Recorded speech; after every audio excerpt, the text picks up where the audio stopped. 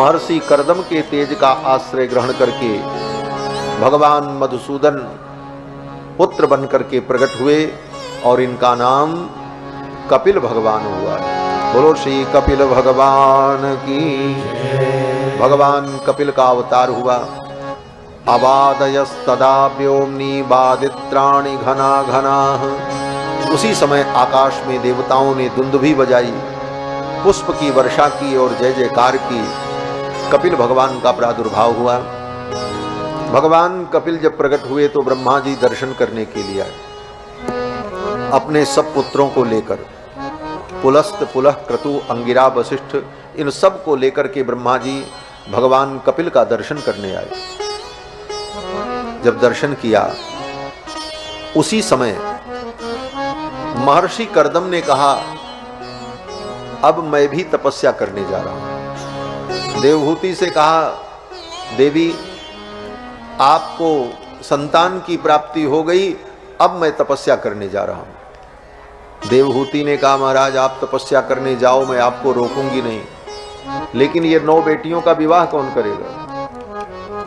आप इनका कन्यादान कर दो, फिर आप जाओ, मैं आपको नहीं रोकूंगा। महर्षि कर्दम ने सोचा, अब 9 बेटियों का विवाह हम कब तक करते रहेंगे? ब्रह्मा जी आए थे।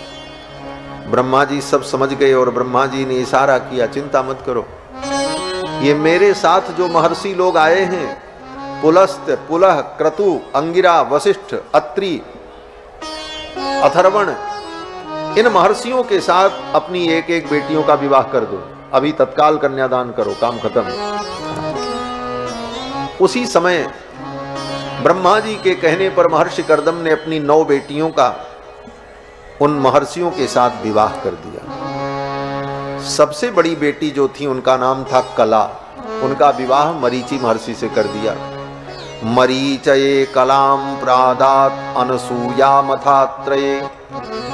महर्षि कर्दम की जो दूसरी बेटी उनका नाम अनसूया, उनका विवाह अत्रि महर्षि के साथ कर दिया। श्रद्धा मंगिरिसे यच्छत पुलस्त्याय हविर्भुवम। श्रद्धा नाम की जो तीसरी कन्या थी उनका विवाह अंगिरा महर्षि से कर दिया और हविर्भू नाम की जो कन्या थी उनका विवाह पुलस्त महर्षि के साथ कर दिया। पुलहाय गतिम युक्ताम। गति नाम की जो बेटी थी उसका विवाह पुलह नाम के महर्षि के साथ कर दिया। क्रतवेच क्रियाम सतिम। क्रिया नाम की जो बेटी थी उसका विवाह क्रतु नाम के महर्षि के साथ कर दिया। ख्यातिम च भृगवे अच्छत। ख्याति नाम की जो कन्या थी उसका विवाह भृगु महर्षि के साथ कर दिया और अरुंधति का विवाह वशिष्ठ जी के साथ कर दिया और शांति नाम की जो कन्या थी उनका विवाह अथर्वण महर्षि के साथ कर दिया। इस प्रकार महर्षि कर्दम ने अपनी 9 बेटियों का विवाह ब्रह्मा जी के इन पुत्रों के साथ कर दिया।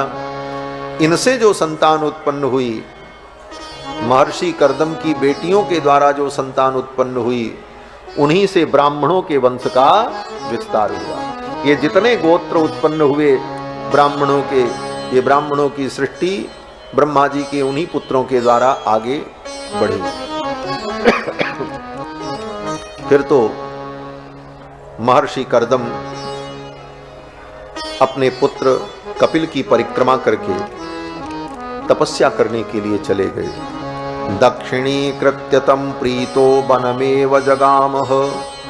अपने पुत्र की परिक्रमा करके प्रणाम करके महर्षि कर्दम तप करने के लिए चले गए। जब तप करने के लिए जाने लगे तो देवहूति ने कहा, नाथ आप तो तपस्या करके कल्याण को प्राप्त कर लोगे, मेरा कल्याण कैसे होगा?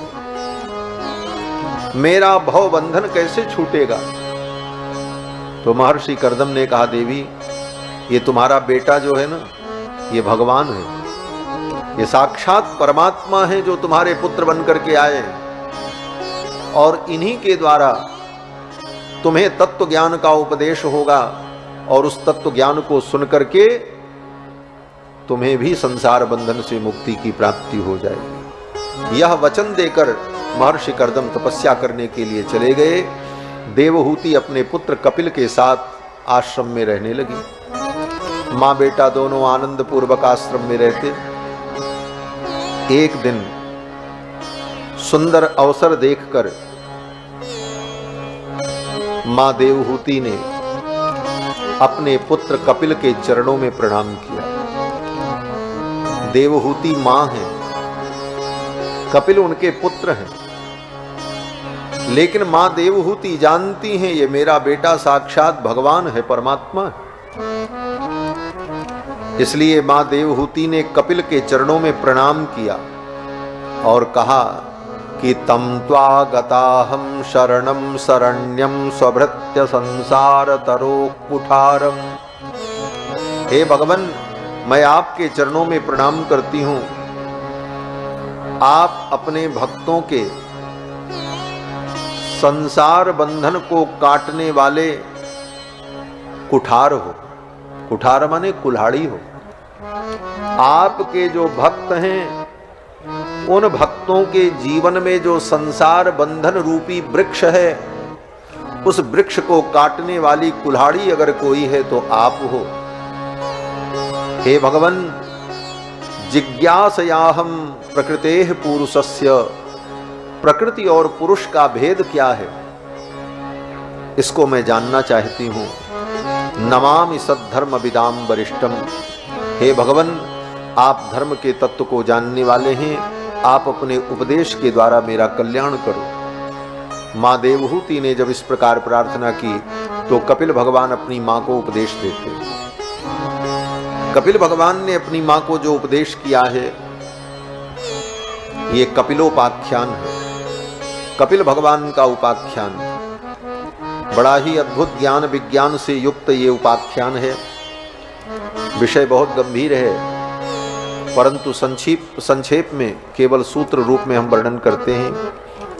सर्वप्रथम कपिल भगवान ने अपनी माँ को कहा कि हे माँ, योग आध्यात्मिक पुंसाम मतो निश्रेयसाय में, निश्रेयस की प्राप्ति के लिए, मोक्ष की प्राप्ति के लिए जीव को आध्यात्मिक योग करना चाहिए। आध्यात्मिक योग की प्राप्ति कैसे होगी?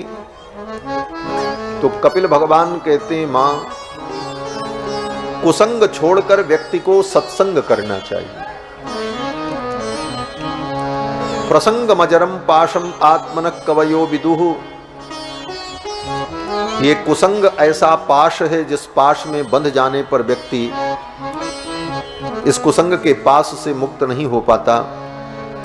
कुसंग छोड़कर व्यक्ति संतों का संग कर ले तो उसके लिए मोक्ष का द्वार खुल जाता है। सएव साधु सुकृतो मोक्ष द्वार मपावृतम। साधु का संग हो जाए, संत का संग हो जाए तो मोक्ष का द्वार खुल जाता है। साधु कौन? साधु कहते किसको? तो कपिल भगवान ने साधु की परिभाषा बताई। तितिक्षवः, जिसके जीवन में त्याग हो। कारुणिकाः, जिसके अंदर करुणा हो। सुहृदः सर्वदेहिनां, जो समस्त प्राणियों का सुहृद हो। अजात शत्रवः, जो किसी को अपना शत्रु न मानता हो, जिसका कोई शत्रु न हो। शांता, जिसके जीवन में शांति हो। साधवः साधुभूषणाः, ऐसे जो साधु हैं वो साधु समाज के भूषण हैं। और उनकी क्या विशेषता होनी चाहिए? कपिल भगवान कहते हैं, मयि अनन्य भावेन भक्तिम कुर्वन्ति ये दृढ़ाम।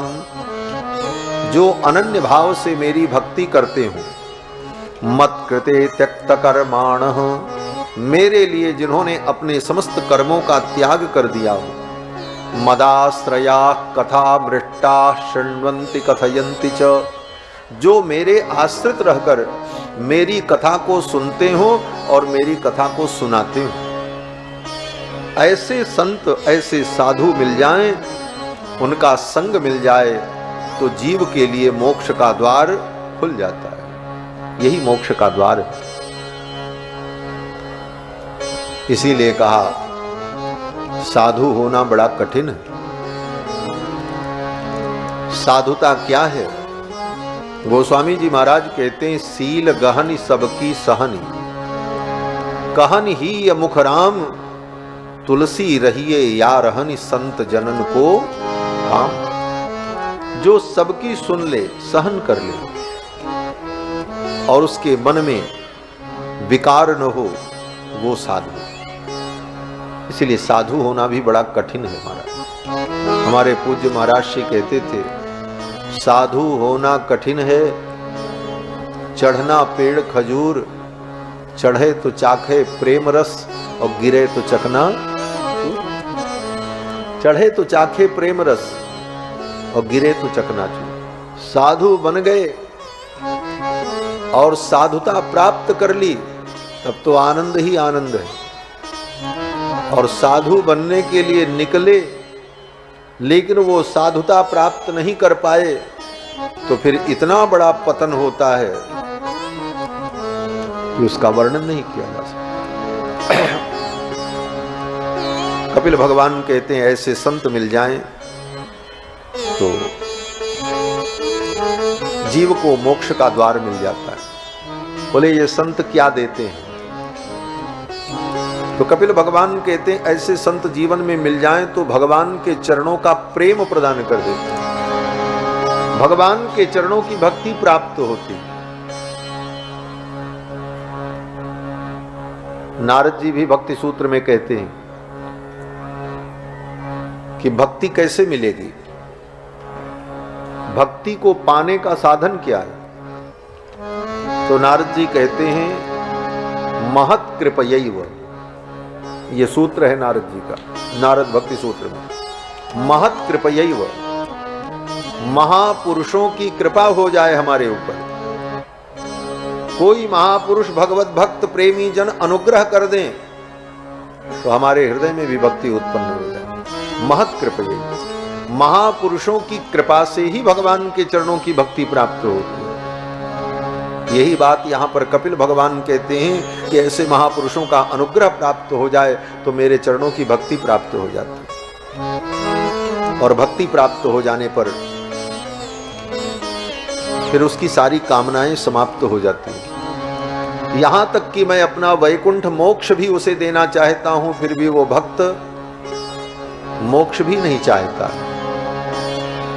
सगुणोपासक मोक्ष न ले, तिनकह राम भगत निज दे। भक्त यही मानता है, हे प्रभु मुझे मोक्ष नहीं चाहिए, मुझे तो आपके चरणों की भक्ति चाहिए। अर्थ न धर्म न काम रुचि गति न चहूं, निर्वाण जन्म जन्म रति राम पद यह वरदान न आन। भक्त मोक्ष भी नहीं चाहता।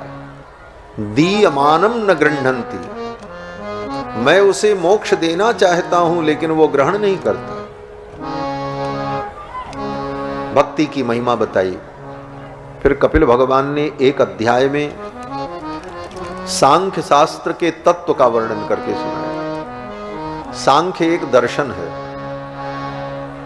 जैसे न्याय, वैशेषिक, मीमांसा, उसी प्रकार सांख्य एक दर्शन है और इस दर्शन के प्रणेता कपिल मुनि हैं। लेकिन आज जो सांख्य विश्वविद्यालयों में पढ़ाया जाता है वो सांख्य अनीश्वरवादी है, वो ईश्वर को नहीं मानता। लेकिन भागवत में जो सांख्य दर्शन है, कपिल भगवान के द्वारा उपदिष्ट, इस दर्शन में परमात्मा को, भगवत तत्व को बड़े ही सुंदर ढंग से वर्णन किया गया है। इसी प्रसंग में कपिल भगवान अपनी मां को सांख्य शास्त्र के तत्व का वर्णन करके सुना। सांख्य दर्शन में 25 प्रकार के तत्व को स्वीकार किया गया है। 25 तत्व क्या हैं? बोले पंच महाभूत, पृथ्वी, जल, तेज, वायु, आकाश। फिर इन पंच महाभूतों की 5 तन्मात्राएं, रूप, रस, गंध, स्पर्श, शब्द। कितने हो गए? बोले 10। फिर इन पंच महाभूत और 5 तन्मात्राओं से उत्पन्न होने वाली 5 ज्ञानेंद्रिय और 5 कर्मेंद्रिय 10, तो 10 10 20, 4 अंतःकरण मन बुद्धि चित्त अहंकार। मन बुद्धि चित्त अहंकार ये 4 अंतःकरण और 5 ज्ञानेंद्रिय 5 कर्मेंद्रिय 5 महाभूत 5 तन्मात्रा, ये मिलाकर के 24 तत्व, ये चतुर्विंशति तत्वात्मिका प्रकृति है। ये 24 तत्व जो है ये प्रकृति के तत्व हैं और इन 24 तत्वों से बना हुआ ये हमारा आपका शरीर है जो प्रकृति है। इसके अंदर जो चेतना है वो 25वां तत्व जीव तत्व है, आत्म तत्व है। यही प्रकृति और पुरुष का भेद है। प्रकृति पुरुष के इस भेद को जो ठीक ठीक समझ लेता है वो प्रकृति के बंधन से मुक्त हो जाता है। ये सब कपिल भगवान ने अपनी मां को बताया और इसी क्रम में कपिल भगवान ने अपनी मां को योग का लक्षण बताया। योग का लक्षण क्या है? कपिल भगवान कहते मां, अपने मन को चित्त को भगवान के चरणों में लगा देना, इसी का नाम योग है। आजकल लोग योग का मतलब समझते हैं व्यायाम करना, हाथ पैर सीधा करना टेढ़ा करना, इसी का नाम योग समझते हैं। वो तो आसन है। योग क्या है? योग का मतलब आत्मा को परमात्मा से जोड़ देना, अपने मन को चित्त को परमात्मा से जोड़ देना, इसका नाम योग है।